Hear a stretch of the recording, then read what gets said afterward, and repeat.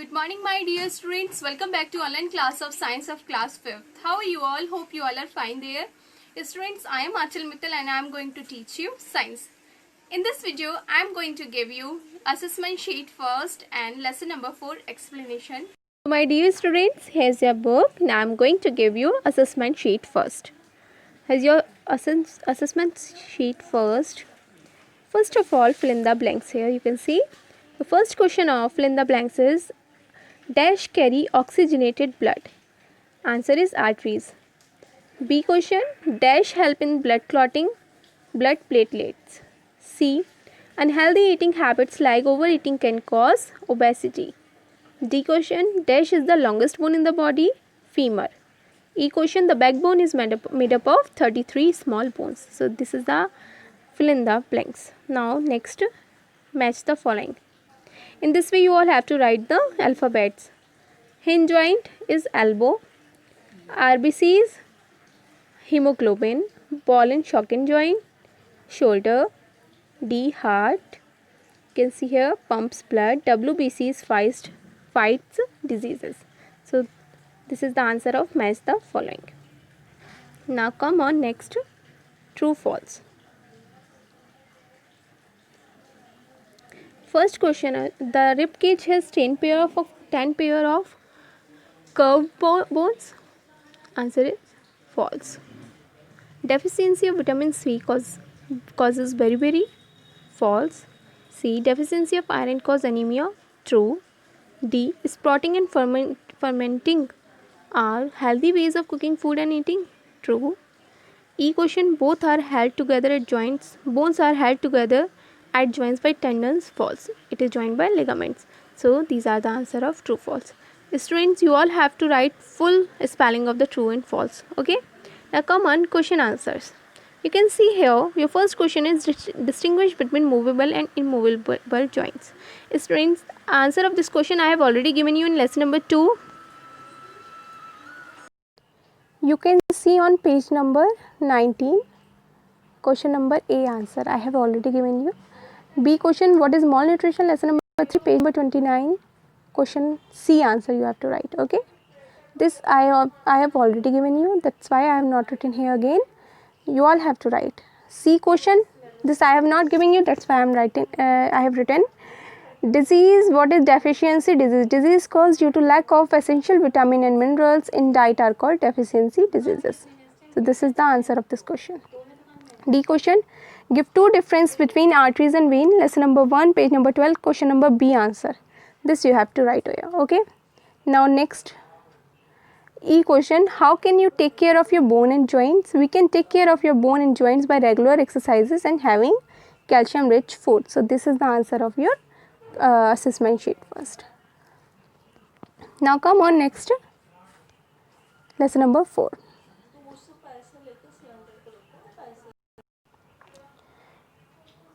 Pollination, lesson number 4.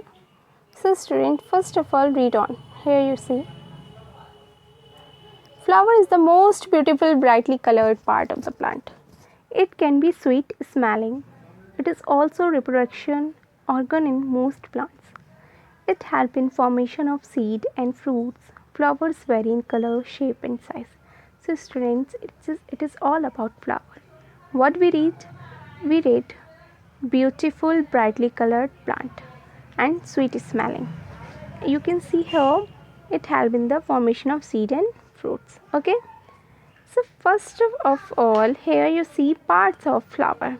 Most flowers have the following parts: pedicel, thalamus, sepal, petal.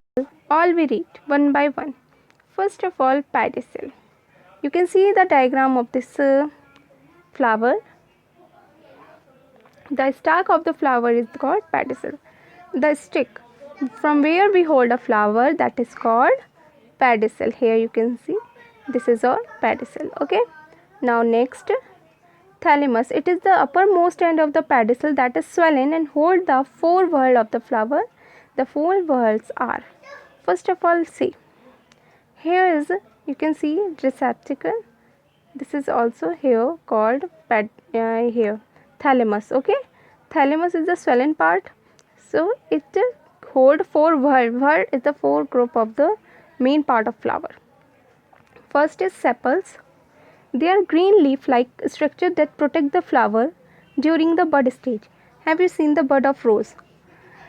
Here in this plant you can see here. You can see here in this picture. These green leaves are called sepals. Okay, in sunflower also this one. This green leafy-like structure is called sepal. It protects the flower during the bud stage. They form the outermost whorl of the flower. It is the outermost part of the flower.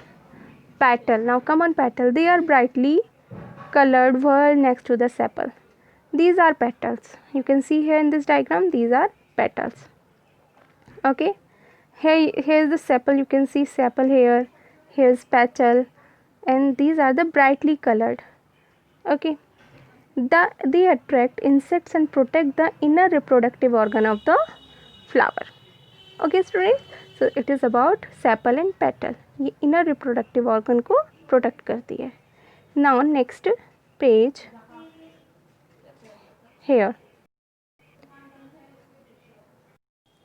Stamens or androecium. First of all, I will read it, then I will show you in the diagram. It is third whorl of the flower and is the male reproductive organ part. It consists of filament and a bilobed anther containing pollen grains. Here you can see in this diagram here. Here is the filament, here is anther, and this whole is called stamen or androecium. Okay, it is present here in this diagram. You can see in this diagram here. Here this is the structure of androecium. Okay, this anther, this filament. Now next is gynoecium. It is divided into three parts. Here you can see here. These are the three parts: stigma, style, and ovary. Gynoecium is the female reproductive organ of the female reproductive part of the flower. Okay, and this is the fourth whorl of the flower. Fourth part of the flower. Important part. Stigma, style, and ovary. Now come on the reading of this gynoecium. It is also called pistil. I told you stigma, style, ovary. Ovary contain ovules. Some small structure present in the ovary, that is called ovule. Now it is the fourth whorl of the flower and it is the center of the flower. It is female reproductive part of the flower. It has the stigma, a tubular style, and a swollen basal part called ovary that has ovule. I hope you all get the four whorl of the flower. So first, if I will ask you which is the first whorl of the flower, then you have to say sepal. And the second is petal. Third, androecium, that is also called stamen. And the fourth one and the last one whorl of the flower is gynoecium, that is also called pistil. Okay students, now come on next, bisexual or unisexual flower. Bisexual flower have both male and female reproductive parts. Example, China rose and gulmohar. Students, I have shown you in the diagram there is two parts, female reproductive part and male reproductive part. If both are present in the flower, they are called bisexual flower. If any one is present between them, among them, means male reproductive part or female reproductive part, any one present in the flower, that is called unisexual flower. Okay, or unisexual plant. Now here you can read, bisexual flowers have both male and female reproductive parts. Example, China rose and gulmohar. Unisexual or monosexual flowers have only one, either male or female reproductive part. Example, cucumber and papaya. So this is about unisexual and bisexual flower. Now come on, pollination, the chapter name, pollination. Now here I am going to explain. Student, I have shown you anther and filament in the stamen. In the diagram you can see, again I am showing you here. In this diagram you can see, here is the anther, here is filament. Anther contain pollen grains, small round structures, very tiny structures. When that pollen grain go from one flower to that another flower, from one flower to another flower of the stigma. That process is called pollination. Now I will explain you pollination here again. See, pollination is the process in which pollen grain get transferred from the anther to the stigma of the flower. So the pollination is the transfer of pollen grains from the anther to the stigma. Okay. Pollination is of two kinds, self-pollination and the second is cross-pollination. First of all, self-pollination. Here you see, it is the transfer of pollen grain. What are pollen grain? It is present in this anther. I already told you. Yellow structure, okay. It is the transfer of pollen grain from the anther to the stigma of the same flower or different flower of the same plant. If there is a plant, there is one flower and different flower but on the same plant, and transfer of pollen grain take place from anther to stigma, that process is called self pollination. Here you can see in the same flower, एक ही flower है यहाँ, and these anther are going to stigma, okay, in the same flower. But the cross pollination means it is the transfer of pollen grains from the anther of one flower to the stigma of another flower of the same species. Here are two flowers, but another flower. Here you can see these are the pollen grains are going to the stigma, but they are not on same flower but the same species plant. Okay, so this is called the cross pollination. Pollination can be done with the help of insects, wind or water. Suppose insects are sitting on a flower, and what will happen? Pollen grains will stick to the insect, and when that insect will go to the another flower but the same species, that pollen grain will be released on stigma of another flower. So pollination will be take place there. Same as by wind. By the wind, pollen grains fly away and go to the stigma. By water, same as in the water, pollination take place. Need for pollination. What is the need of pollination? Pollination is mutually beneficial of plant to the pollinators.